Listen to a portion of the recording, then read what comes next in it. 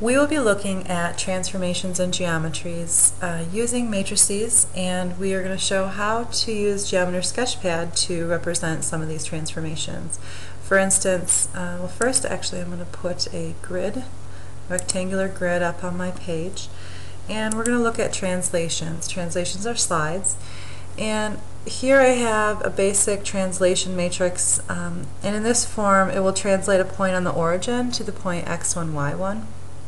And this is a more specific example. And this matrix moves a point on the origin to the location of -6, 3. It will also move any point in any figure 6 units left and 3 units up. If we construct a point, and actually let's make it a segment. Let's say we construct a triangle.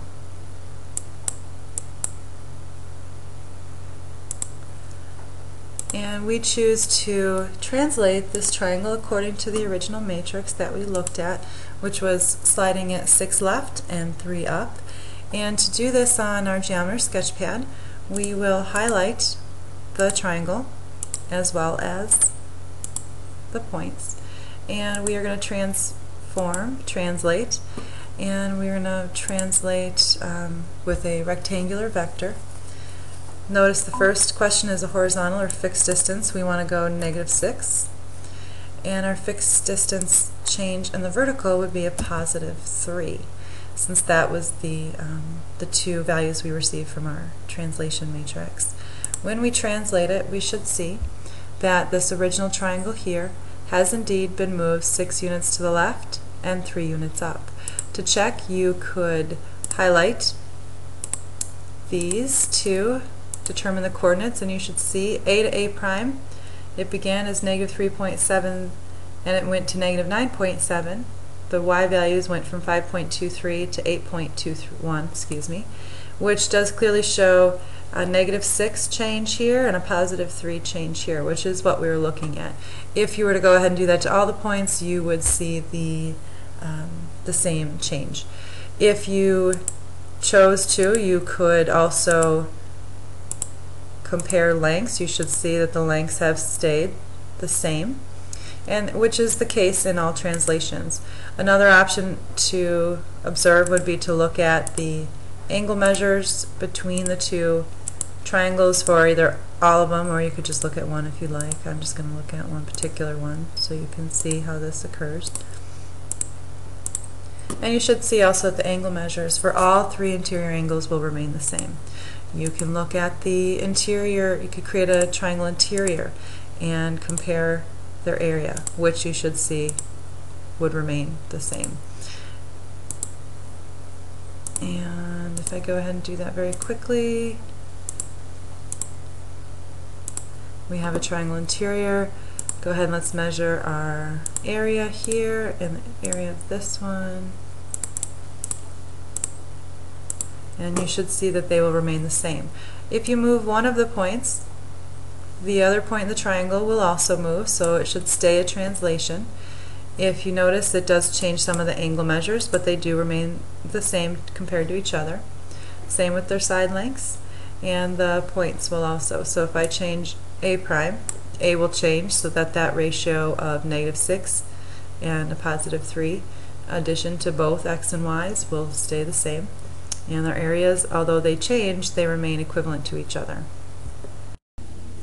Next, we are going to look at just a simple rotation around the origin. And I'm going to start back with my rectangular grid as I did before. I will now look at a rotation matrix, and here's one type. This particular rotation matrix of cosine theta, negative sine theta, and 0 in the top row. This rotates a point counterclockwise by theta degrees, while this matrix below, and notice the difference between them, the second row here has a negative sine theta instead of the first row in this one having a negative sine theta.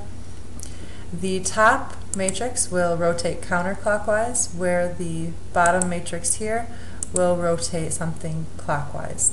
And attempting to transform a figure according to this matrix below, we'll rotate that figure around the origin by 100 degrees clockwise. And so I am going to again choose some figure, and I'm just going to choose a triangle because, I find them easy to observe. So here's my matrix. I am going to highlight, my triangle. I'm going to highlight it, and I'm going to transform. And notice how the point that was highlighted in the center, the origin, that means that is the point around which my figure will be rotated. I could have chosen a different point if I wanted to, but because I did not, it automatically made the origin my point of rotation. And this one has 90 degrees set, and what I want to do is 100 degrees, but remember I wanted to move clockwise. Because it's clockwise, that is considered a negative 100 degree motion or movement in our plane geometry. So once I have that negative 100 set, I am going to press the rotate button, and you should see what appears to be a rotation of 100 degrees. To verify that this is what happened, I'm going to click on a point, then the origin, which is the point of rotation, and then that same point in the other figure, and I will measure, and it has 100 degrees, which is what I need. If I were to do that the same process with every other point, I would have the same result. All three angles will show 100 degree change. And as with translations, lengths of any segments should stay the same. And so if I look at C and B, C prime, B prime should have the same measure, and they do. Also, I could measure interior angles to determine that they also have remained the same, which they have. Same with area. All of these things can be looked at.